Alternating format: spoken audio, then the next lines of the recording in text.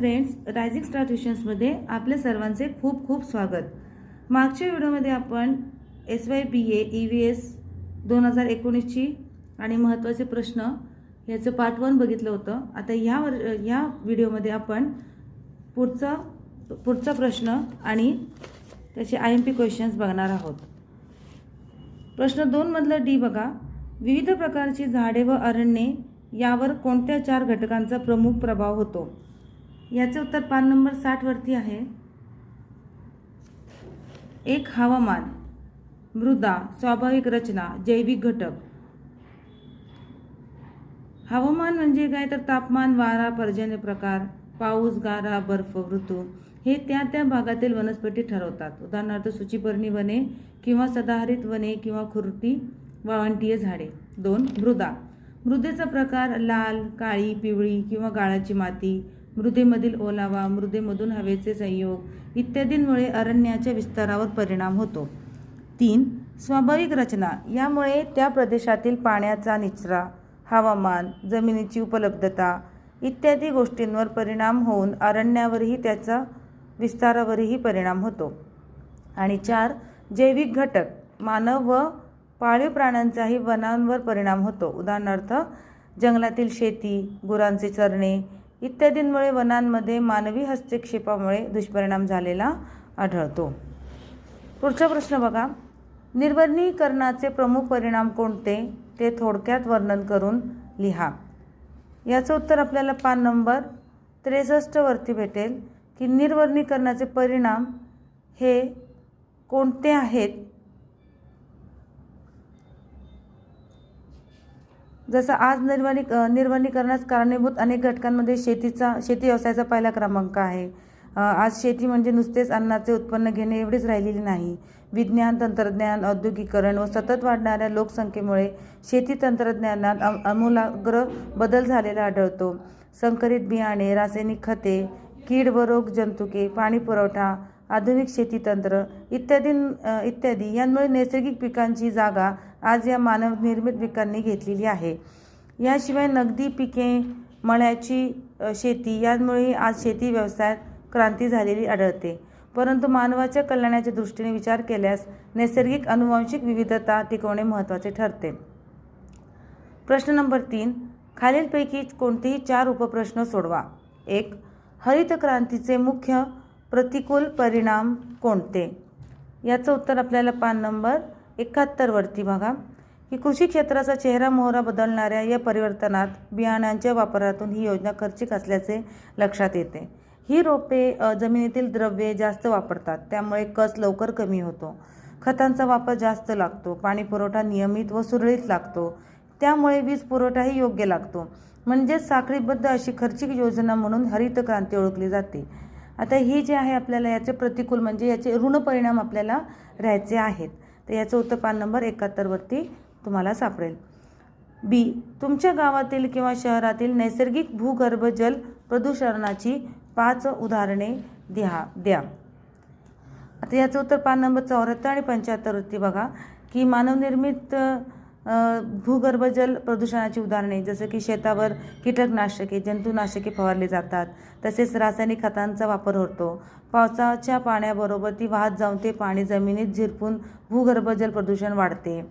त्यानंतर आपण शहरी गटारे व मैला पाणी विल्हेवाट लावताना भूगर्भ जलाची संपर्कात आले तर प्रदूषण घटते. हे असे त्यामध्ये 5-6 आपल्याला लिहिलेलं आहे, त्याबद्दल आपण ते याचा अभ्यास करू शकतो. पुढचा प्रश्न बघा. पश्चिम घाट बचाव योजना थोडक्यात विवेचन करा. याचे उत्तर आपल्याला पान नंबर 81 वरती भेटेल की पश्चिम घाट बचाव योजना काय आहे. तर सर्वात प्रथम की ही एक सामाजिक चळवळ समजली जाते. पश्चिम महाराष्ट्रातील काही लोकांनी एकत्र येऊन सह्याद्रीच्या पश्चिम उताराकडच्या जंगलाचे संरक्षण व संवर्धन करायचे ठरवले. त्यासाठी विद्यापीठीय मदतीचा हातभार लाभला. त्यात वनश्री बरोबरच जंगल प्राण्यांच्या अस्तित्वाचाही प्रश्न गुंतला होता.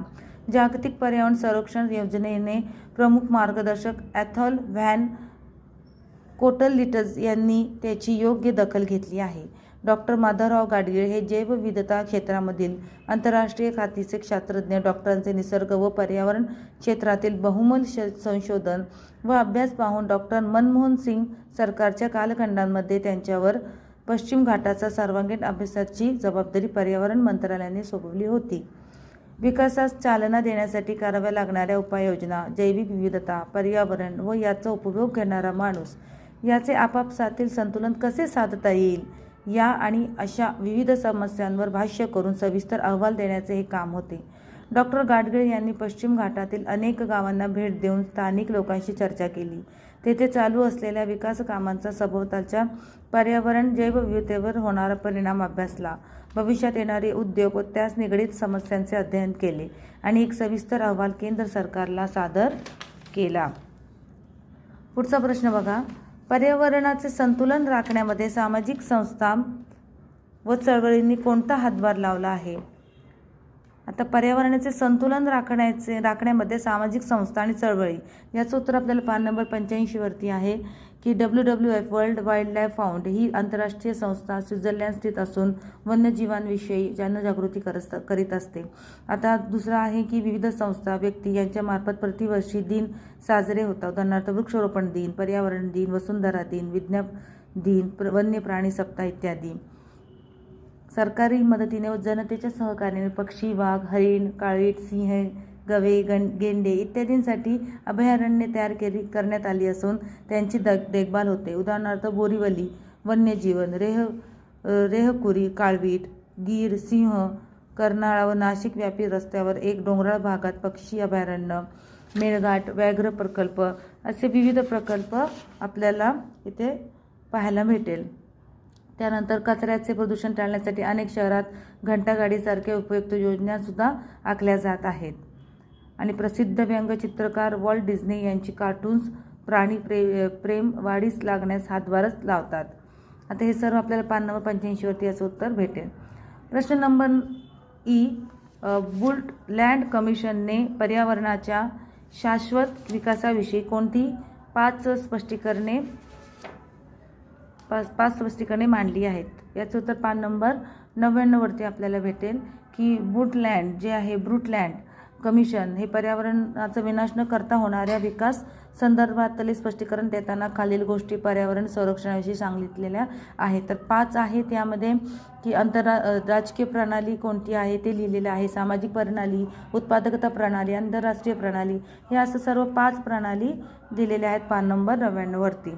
प्रश्न नंबर 4. खालीलपैकी कोणतेही 4 उपप्रश्न सोडवा. वाळवंटीकरण समस्या काय आहे?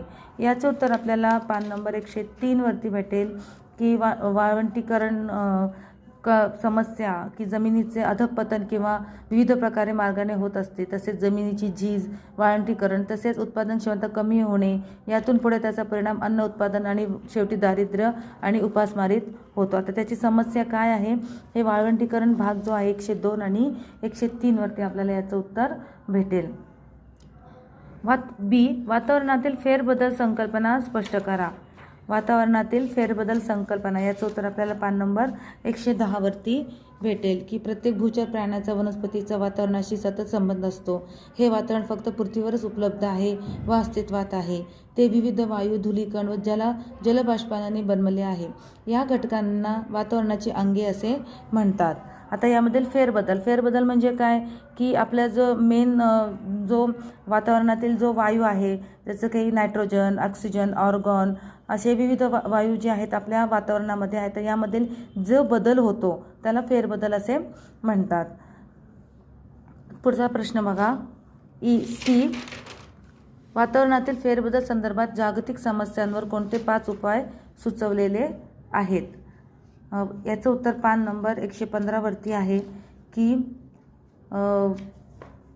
वातावरणातील वादविवाद बघा की वातावरणातील फेरबदल संदर्भात जागतिक समस्यांवर काय उपाय सुचवलेले आहेत? सर्वसाधारणपणे रूपरेषा ही IPCC यांच्या अहवालानुसार लक्षात येते. याचबरोबर 1990च्या दुसऱ्या जागतिक हवामान परिषदेतून बरीच माहिती ही दिशा देणारी आहे. या तर सर्वांचा गोषवारा मॉन्ट्रियल प्रोटोकॉल लक्षात घेऊन आपणास थोडक्यात खालीलप्रमाणे मांडता येऊ शकते की वातावरणातील फेरबदल मानवी जीवनावर प्रत्यक्ष व अप्रत्यक्षरित्या परिणाम करतात. पृथ्वी हा माणसाचे अस्तित्व असणारा एकमेव ग्रह आहे.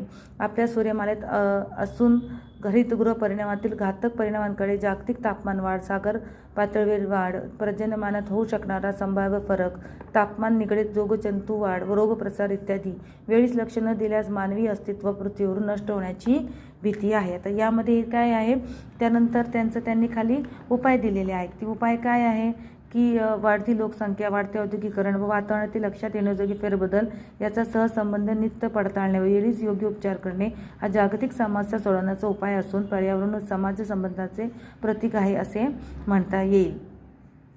विकसित राष्ट्रात ढगात निर्माण होणारी वीज, कृत्रिम उपग्रह, सॅटेलाईट यांचा वापर करून पृथ्वीवर वीज प्रवाह पाठवण्यासारख्या संकल्पनावर विचार चालू आहेत.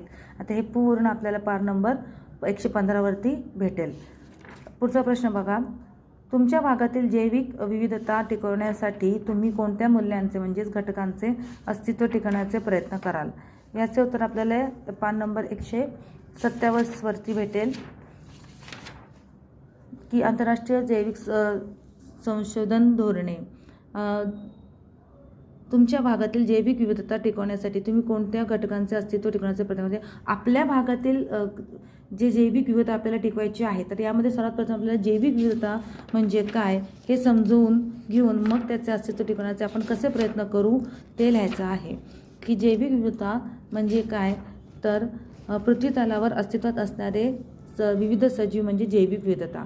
आणि अशा सजीवात झाडझुडपे, वृक्ष, प्राणी, पक्षी, सूक्ष्मजीव, मानव समाज इत्यादी विविध सजीवांचा समावेश होतो. मग आता यांचं जर आपल्याला अस्तित्व टिकवायचं आहे तर आपण आपल्या भागात त्याचं कशाप्रमाणे प्रयत्न करू हे आपल्याला पान नंबर 127 वरती भेटेल. मित्रांनो, वेळात वेळ काढून तुम्ही माझा व्हिडिओ बघितल्याबद्दल तुम्हा सर्वांचे खूप खूप आभार. तर भेटूया आपल्या पुढच्या व्हिडिओमध्ये. व्हिडिओ आवडल्यास लाईक आणि शेअर जरूर करा. तोपर्यंत धन्यवाद.